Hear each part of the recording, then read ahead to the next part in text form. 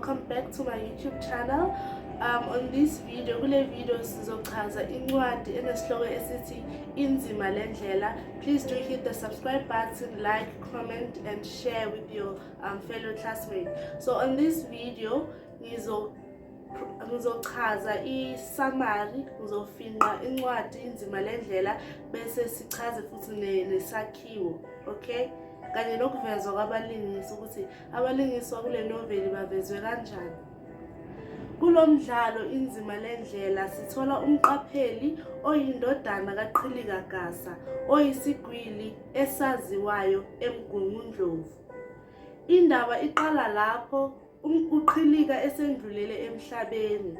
Lokhu kwenza umqapheli kube nguyena ozoqhubeka namabhizinisi kayise. Umqapheli uthola ukuthi uyise wayethwele.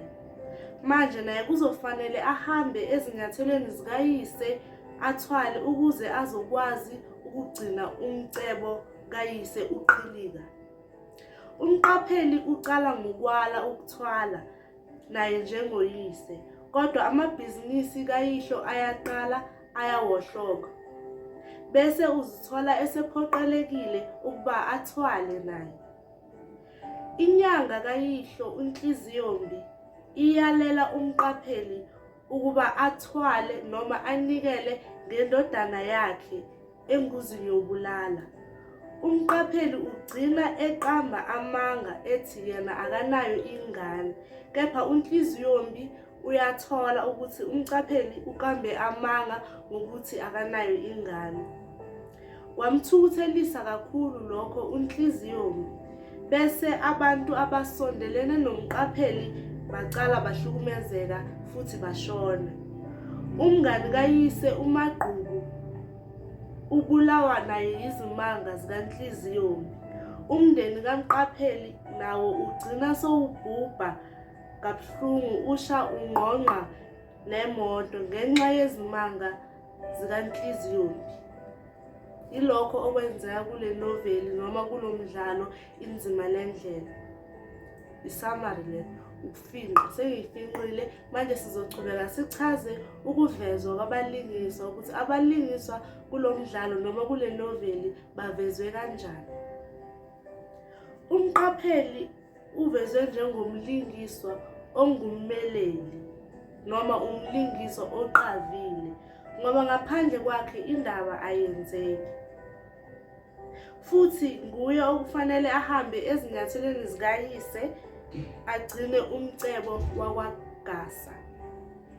Uvezwe futhi njengomlingiswa owuthandayo umndeni wakhe ngoba uzama ngakho konke okusemandleni akhe ukuba awuvikele. Uvezwe futhi njengomlingiswa ongazwani nobubi ekuqaleni kwendaba, kodwa ngokuya ugcina naye esebulala abantu futhi eqamba amanga. Sichubeke sichaze uMagqubu. uMagqubu yena uvezwe njengomlingiswa ongumqhathi. Igama lakhe limveza njengomuntu onenhliziyo embi, ongasheshi futhi ukundlulisa. Kule ndaba uyena oqhatha umqapheli nesimo agcine abhekene naso, ngoba nguyena owanikeza umqapheli ibhokisi lezimanga, ibhokisi elashiwa uyise uQhilika, ibhokisi elinegundane nekhanda likaKhayikhayi angithi. uMagqubu nguye onikeza umqapheli leli bhokisi elinezimanga, futhi nguye omgqugquzela ukuthi ahambe ezinyathelweni zikayise athwale naye.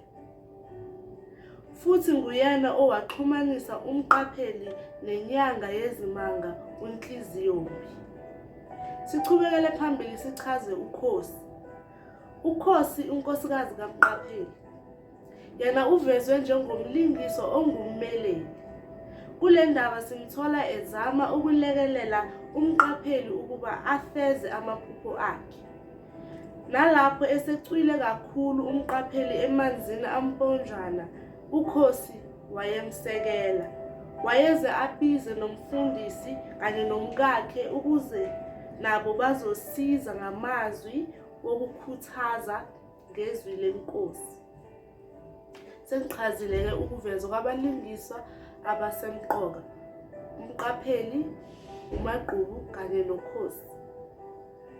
uNhliziyo ngumlingisi olandela igama lakhe naye ngoba wenza izinto ezimbi. uNhliziyo ugcine ebhubhisa umndeni kaMqapheli kanye nabantu asondelene nabo. Okay, manje sizoqhubekela phambili sichaze isakhiwo, umbuzo omude, which is usually 20 marks or 25 if I'm not mistaken. Isakhiwo sithola isingeniso, sithole umzimba, isixakaxaka, uvuthondaba kanye nesiphetho. Kodwa kusingeniso sithola isisusa sodweshu.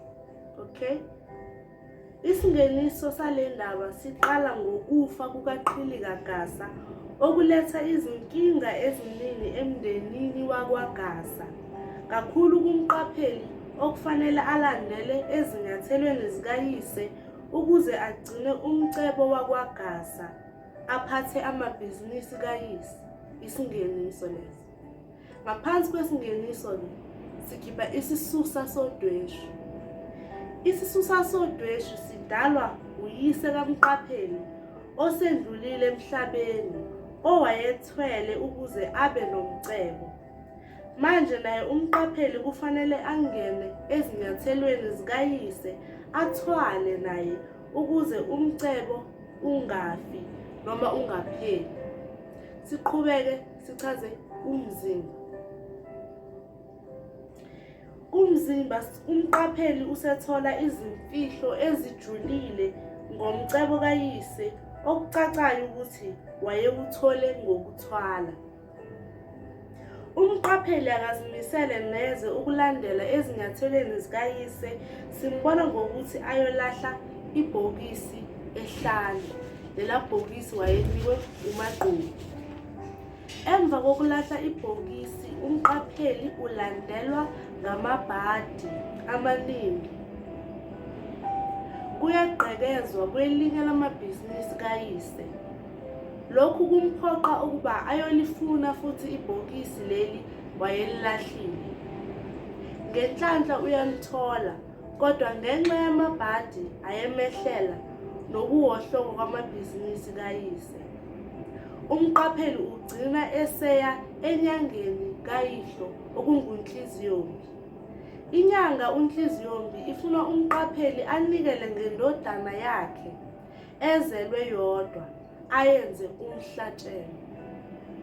Ngoba uma ehluleka ukwenza lokhu, amabhadi asazomlandela umqapheli.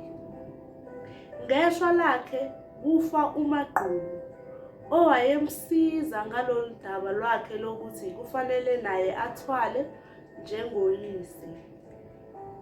Iyamgcinezela indaba yokufa kukamagqubu naye nomndeni wakhe.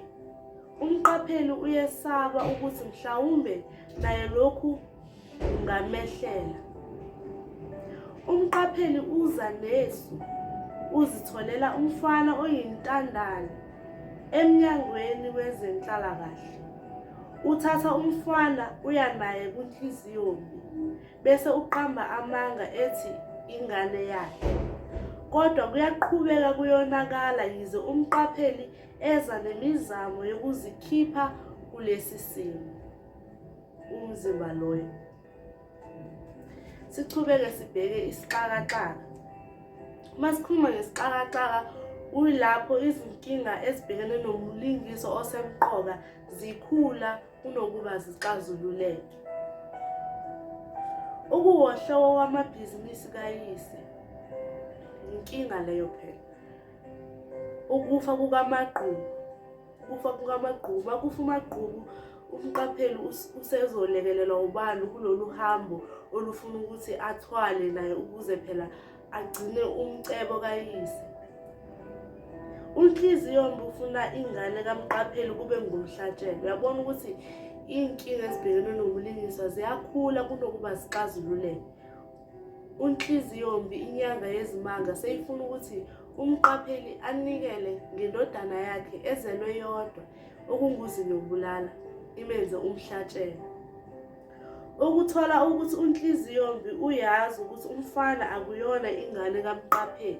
Yabona inkinga ziyanda kunokuba zixazululeke, noma umqapheli sekaze nesu lokuthi athathe ingane eyintandane kwezenhlalakahle aqamba amanga ukuthi ingane yakhe ukuze phela angazonikela ngengane yakhe yangempela. Kodwa unhliziyombi inyanga yezimanga iyathola ukuthi cha, umqapheli udlale ngayo, akuyona ingane yakhe le afuna ukunikela ngayo. Ukusha komndeni kaMqapheli emotweni, khumbula ukuthi le noveli yaphetha ngokuthi umndeni kaMqapheli ugcine usha ungqongqa nemoto. Yabona ukuthi inkinga ezibhekene nomlingiswa somqoka ziloko ziyanda kunokuba zixazululeke. Isixakaxaka leso. Nawe uzofunda ucaphume kusencwadini ubone ukuthi yiziphi inkinga ezinye ezibhekene nomlingiswa omqoka ezandayo kunokuba zixazululeke, bese uyabhala-ke isixakaxaka sakho mawusuhlola. Sichubeke sibheke uvuthondaba. Uvuthondaba lwenzeka ngasekugcineni, ngesikhathi inyanga iphoqa futhi igcinezela umqapheli imnqumela ugwayi kaTiki ukuba anikele ngengane yakhe ayithande ngenhliziyo yakhe yonke, ayenze umhlatshelo. Uma kungenjalo, unhliziyombi umsabisa ngokubulala umndeni wakhe wonke. Umqapheli uyazama ukuncenga ukhosi ukuba babaleke banyamalale, kodwa ukhosi uyenqaba futhi uba nemibuzo eminingi. Sidlulele phambili sichaze isiphetho. Le ndaba iphetha ngokuthi sibone umndeni kaMqapheli ubhujiswa unhliziyombi. Angithi basha bangqongqa nemoto. Phetha kanjalo inoveli. Umqapheli uyabuka umndeni wakhe usha uwohloka uphela uba ngumlotha phambi kwakhe. So yeah guys, kule video I've explained isummary yenoveli Inzima Lendlela, ukuvezwa kwabalingiswa ukuthi abalingiswa bavezwe kanjani kanye nesakhiwo. For ukuthi mawubhala isiZulu paper 2 umbuzo omude mabakufuna isakhiwo wazi ukuthi uphendula kanjani isakhiwo. Yeah, that's it. And then on my next video regarding lencwadi lena, on my next video ngale ncwadi Inzima Lendlela ngizochaza isizinda kanye nendikimba yale noveli noma yalomdlalo Inzima Lendlela. Please don't forget to subscribe, like, comment and share these videos or this YouTube channel link with your fellow classmates. Yeah, thank you.